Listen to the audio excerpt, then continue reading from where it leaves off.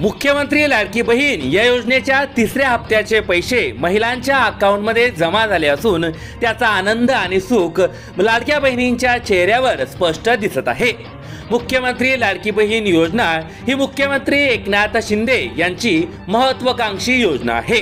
याशिवाय त्यांनी महिला सशक्तीकरण आणि सक्षमीकरणासाठी तसेच नारी शक्तीला उभारी मिळवण्यासाठी अनेक योजना राबवल्या आहेत। त्यामुळे राज्यातील महिला वर्ग अतिशय आनंदात असून ते एकनाथ शिंदे यांचे आभार मानत आहे।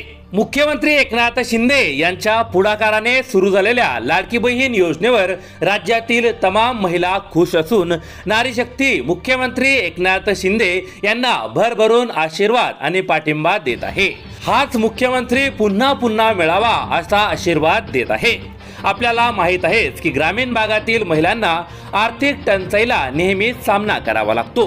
मुलांच्या शाळेच्या फिया किंवा शेवटच्या क्षणी घरातील अडचणी यासाठी पैसे हाताशी लागतात।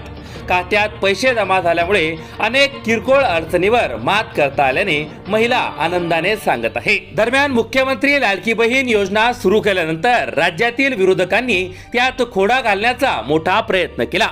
काँग्रेस पक्षाने तर थेट कोर्टात धाव घेतली, तर इतर विरोधकांनी खोटा नॅरेटिव्ह पसरवला। पण कोर्टानेच या विरोधी पक्षाचे तोंड बंद केले असून योजनेसाठी मान्यता दिली आहे। या योजनेअंतर्गत प्रत्येक महिलेला दरमहा 1,500 रुपये मिळणार आहेत आणि हे तिच्या खात्यात जमा होणार आहे।